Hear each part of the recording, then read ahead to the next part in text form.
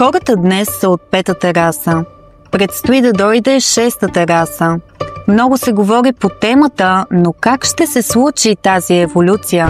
И какво е нужно от днешните хора да променим, събудим и развием, така че да се осъществи преходът?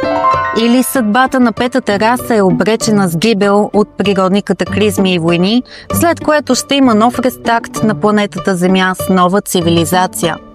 Иска ли днешният човек да се събуди? И би ли го направил, ако знае, че само така го очаква едно много по-добро бъдеще?